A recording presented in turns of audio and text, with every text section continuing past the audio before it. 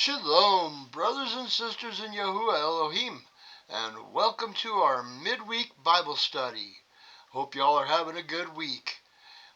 Tonight we're going to be studying Yehoshua, which is Joshua, chapter 7, 8, and 9. So go ahead and grab your Bibles and get comfy. You need to read along with me. Don't just trust that I'm reading it right. I want you to read along with me so that way we all are on the same page. Yeah, I know. And you understand what we're going through here. See it with your eyes, hear it with your ears. Okay? Alright. Alright, gang. Go ahead and get comfortable. I'll get myself together here and get a drink. Wet the pipes a little bit.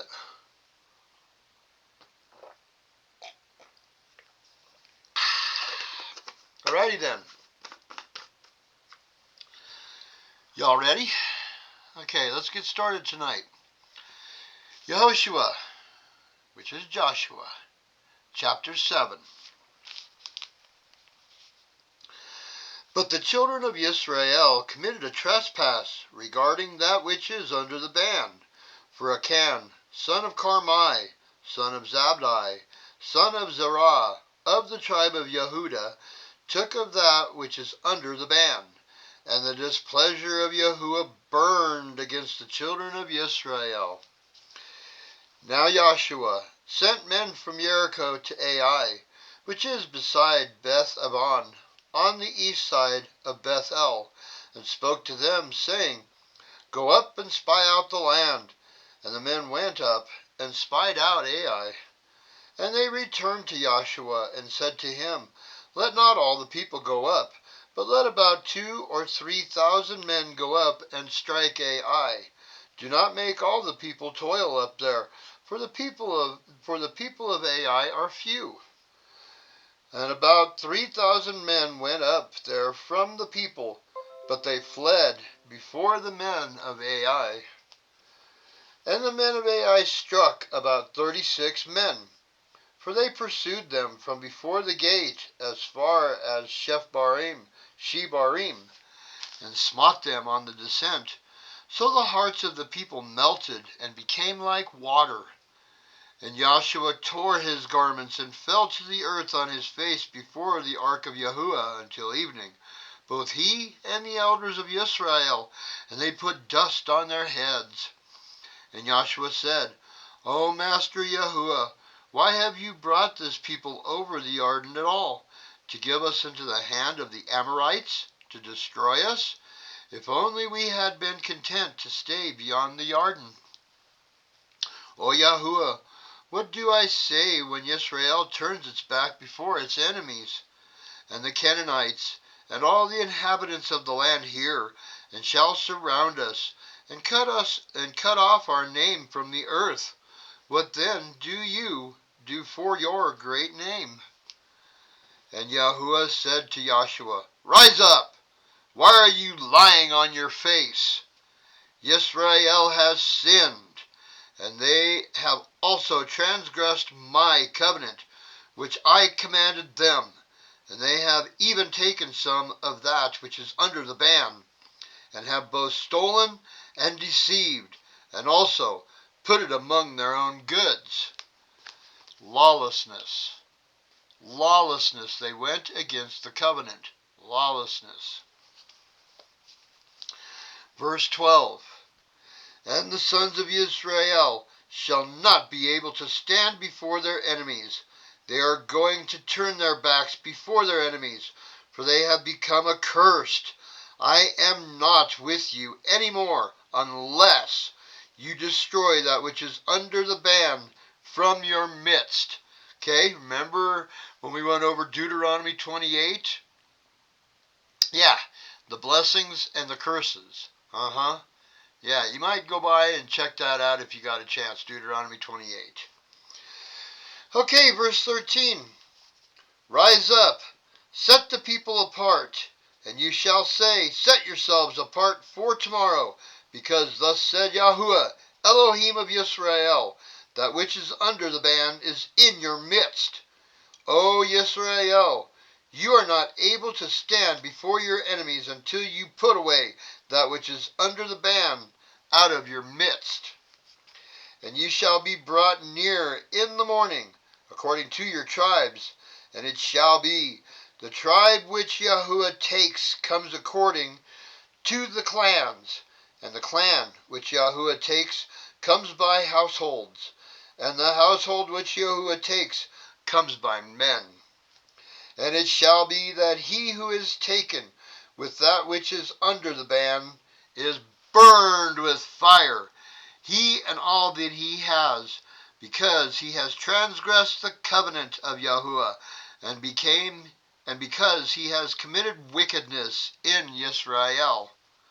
So Joshua arose early in the morning and brought Israel by their tribes, and the tribe of Yehudah was taken. And he brought the clan of Yehudah, and he took the clans of the Zaharites, and he brought the clan of the Zaharites by men, and Zabdi was taken. And he brought his household by men, and Achan, son of Carmi, son of Zabdi, son of Zerah, of the tribe of Yehudah, was taken. Then Joshua said to Achan, My son, now give esteem to Yahuwah, Elohim of Israel. Give esteem, give glory. And make confession to him, and please declare to me what you have done. Do not hide it from me. So Achan answered Joshua and said, Truly, I have sinned against Yahuwah Elohim of Israel, and this is what I did. When I saw among the spoil a lovely garment from Shinar, and 200 shekels of silver, and a wedge of gold weighing 50 shekels, I coveted them, and took them, and see, they are hidden in the ground in the midst of my tent, with the silver under it. Now remember, back before they went in, they decided that Yahuwah told them, don't take anything for yourselves, don't touch anything that's under the ban, not the animals, nothing under the ban. So Achan has really blown it on this one. Verse 22, And Joshua sent messengers, and they ran to the tent, and see, it was hidden in his tent, with the silver under it. And they took them from the midst of the tent, and brought them to Joshua, and to all the children of Israel, and laid them out before Yahuwah. Then Joshua and all Israel with him took Achan, son of Zerah, and the silver, and the garment, and the wedge of gold, and his sons, and his daughters, and his oxen, and his donkeys, and his sheep, and his tent, and all that he had, and they brought them to the valley of Achor. And Joshua said, Why have you troubled us? Yahuwah does trouble you today.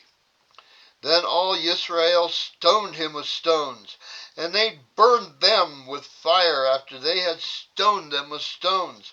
And they raised over him a great heap of stones, which remains to this day. Then Yahuwah turned from the fierceness of his displeasure. Therefore, the name of that place has been called the Valley of Achor to this day. Wow. Yeah, well, when Yahuwah tells you to do something, you better not go against it. Because that's lawlessness, you're breaking the covenant, and you are going to be judged. Sounds like he was judged, and his whole family, and everything that he owned. They stoned until dead, and burned everything. Chapter 8. And Yahuwah said to Joshua, Do not be afraid, nor be discouraged. Take all the soldiers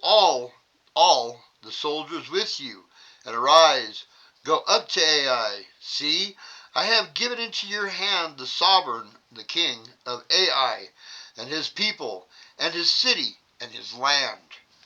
So you shall do to Ai and its sovereign as you did to Jericho and its sovereign. Only its spoil and its livestock you take as plunder for yourselves. Set for yourselves an ambush for the city behind it. Okay, so it's a little bit different instructions this time as the last time. The last time there must have been corrupted animals because Yahuwah told him to kill everything, destroy everything. So this time we're still going up against the Amorites. But this time he's telling them to go ahead and take the livestock as plunder. Take all the spoil and the livestock for plunder. Okay, so these animals must not be corrupted, because Yahuwah is telling them it's okay to take the animals, and you can take the spoil as well. Just kill all the people. Verse 3, And Joshua and all the soldiers rose up to go to Ai. And Joshua chose 30,000 mighty brave men and sent them away by night, because they're setting up an ambush. And commanded them, saying, See, you are going to lie in ambush against the city, behind the city. Do not go very far from the city, but all of you shall be prepared. While I and all the people who are with me approach the city, and it shall be, when they come out against us, as formerly, that we shall flee before them. And they shall come out after us till we have drawn them from the city, as though saying, They are fleeing before us as formerly, and we shall flee before them. Then you shall arise from the ambush, and seize the city, and Yahuwah your Elohim shall give it into your hand. And it shall be, when you capture the city, that you burn the city with fire. Do according to the word of Yahuwah. See, I have commanded you. So he's reminding them, you better do it right this time, you guys. Do what Yahuwah told us exactly. Verse 9, And Joshua sent them out, and they went to lie in ambush, and stayed between Bethel and Ai, on the west side of Ai. But Joshua stayed that night in the midst of the people. And Joshua rose up early in the morning, and inspected the people, and went up, he and the elders of Israel, before the people of Ai. And all the soldiers who were with him went up, and drew near, and came before the city, and camped on the north side of Ai, with the valley between them and Ai. So they're on the north side of the city, and the ambush is on the west side of the city. Okay, just so we got that clear. Verse 12, And he took about 5,000 men, and set them in ambush between Bethel and Ai, on the west side of the city. So they stationed the people, all the army that was on the north of the city, and its rear guard on the west of the city. And Joshua went that night into the midst of the valley, because there's a valley between where they're at and the city. And it came to be, when the sovereign of Ai saw it, that the men of the city hastened, and rose up early, and went out against Israel to battle, he and all his people, at an appointed place before the desert plain. But he did not know that there was an ambush against him behind the city. And Joshua and all Israel let themselves be beaten before them, and fled by the way of the wilderness.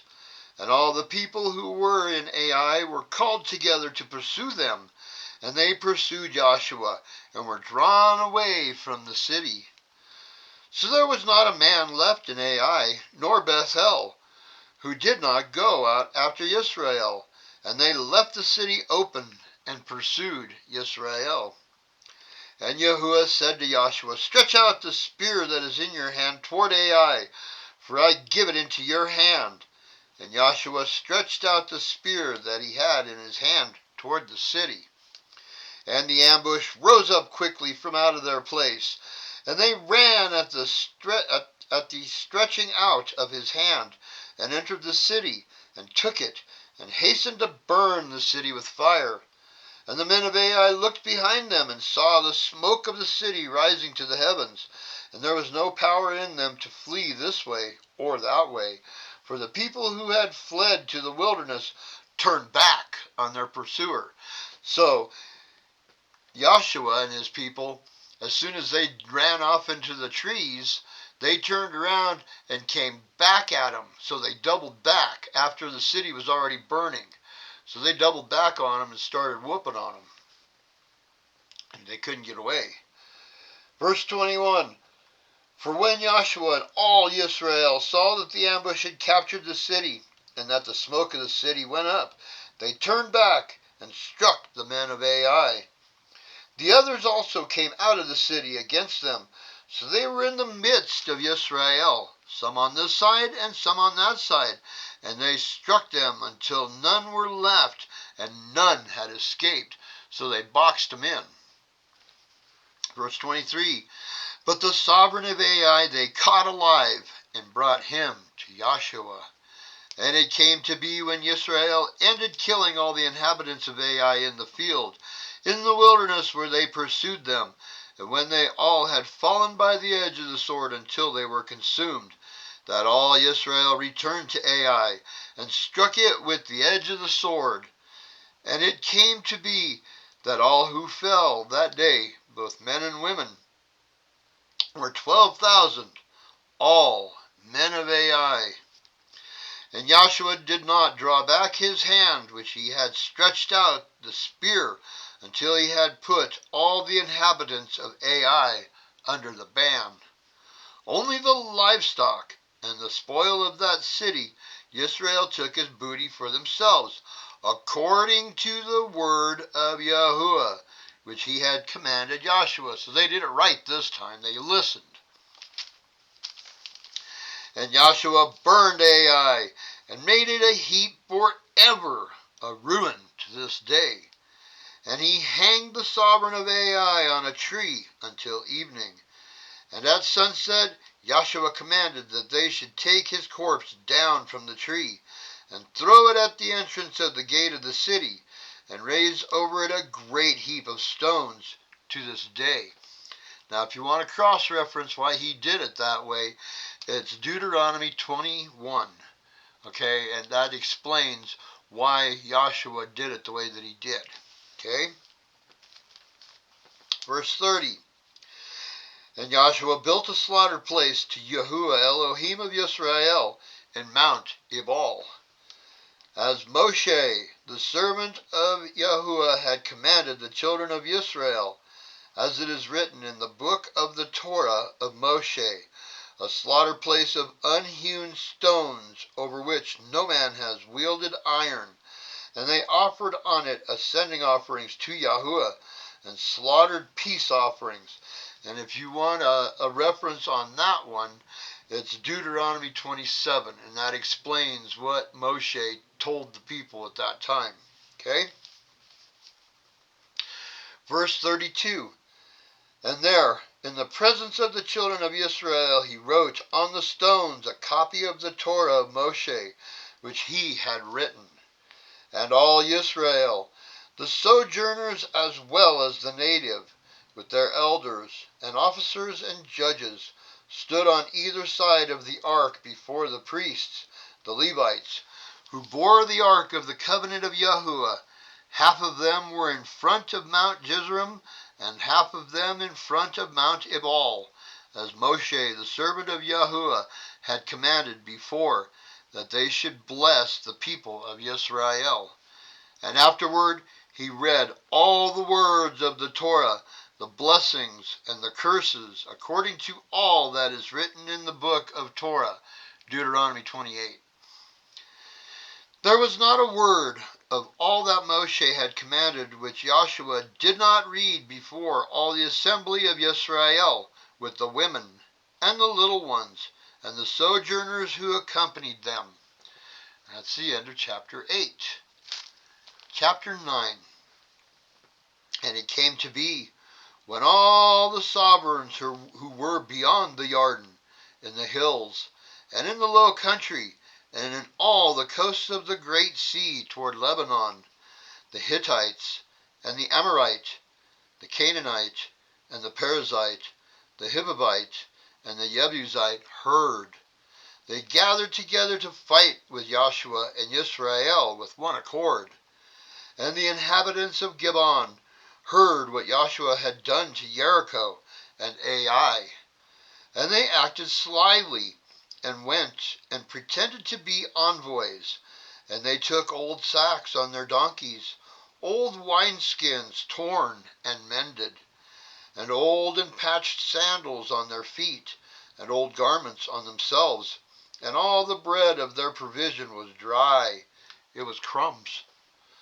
And they went to Joshua, to the camp at Gilgal, and said to him and to the men of Israel, We have come from a far land, and now make a covenant with us. But the men of Israel said to the Hivites, It could be that you dwell in our midst, so how would we make a covenant with you? And they said to Joshua, We are your servants. And Joshua said to them, Who are you, and where do you come from? So they said to him, From a land very far off your servants have come, because of the name of Yahuwah your Elohim. For we have heard the report of him, and all that he did in Mitzrayim, and all that he had done to the two sovereigns of the Amorites who were beyond the Jordan, to Sihon, sovereign of Heshbon, and Og, sovereign of Bashan, who was at Ashtaroth. Ashtaroth. That's an interesting thing there. Ashtaroth is another way of saying Ishtar, the Egyptian goddess of fertility. Remember the Ashtarim pole, that they would put up the pole and everybody would dance around it for fertility? Okay, Ashtaroth is the same. All right. Verse 11. So our elders and all the inhabitants of our land spoke to us, saying, Take food with you for the journey, and go to meet them, and say to them, We are your servants, and now make a covenant with us. This bread of ours we took hot from our provisions from our houses on the day that we left to come to you. But now, see, it is dry, and it is crumbly. And these wineskins which we filled were new, and see, they are torn. And these our garments and our sandals have become old, because of the very long journey. And the men of Israel took some of their food, but they did not ask the mouth of Yahuwah. So they're just taking it for what these guys are telling them. They didn't bother to ask Yahuwah what he thought about the situation. Oops. Verse 15. And Joshua made peace with them, and made a covenant with them to let them live. And the rulers of the congregation swore to them.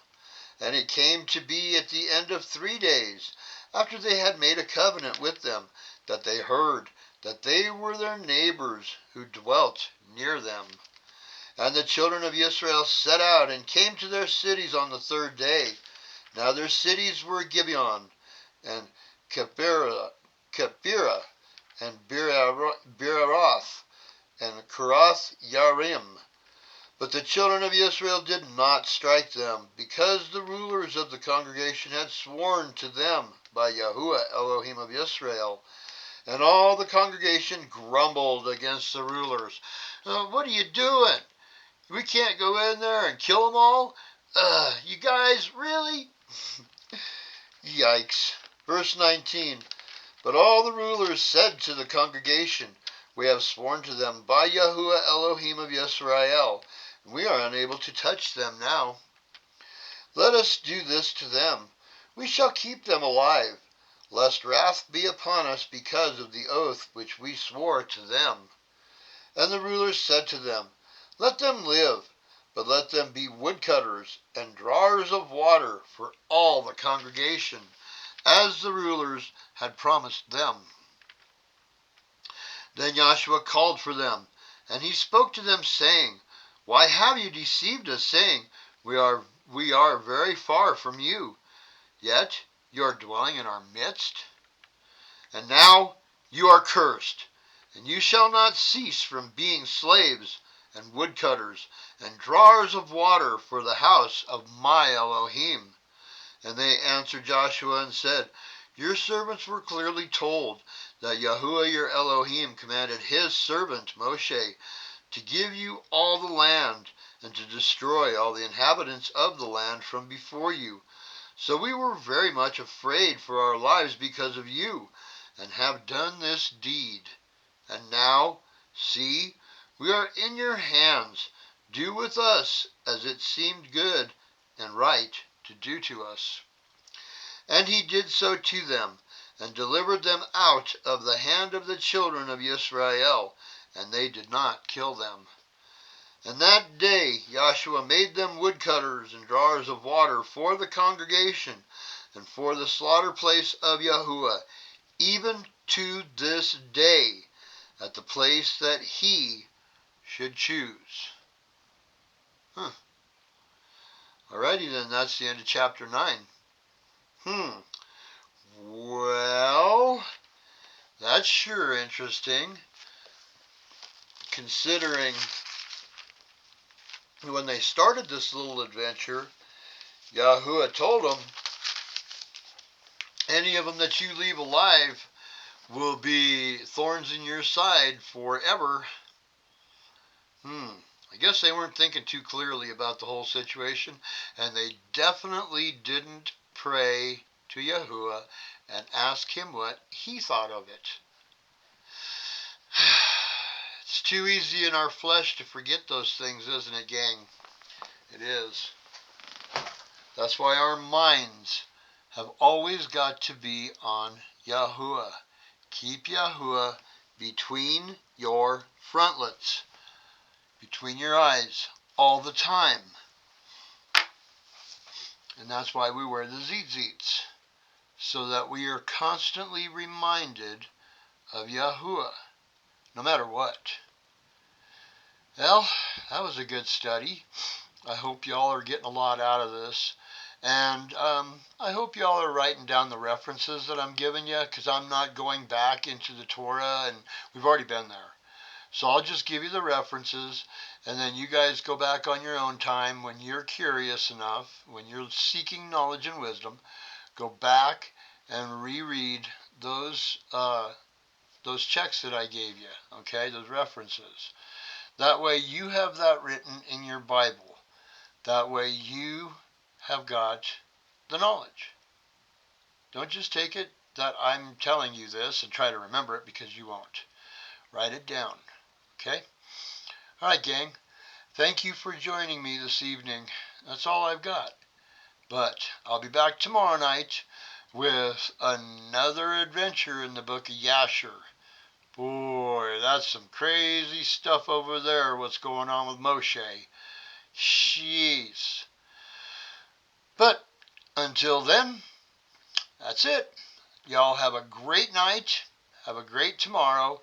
And we will see you probably tomorrow night. And if not tomorrow night, we'll see you on Shabbat. All right? All right. Y'all take care.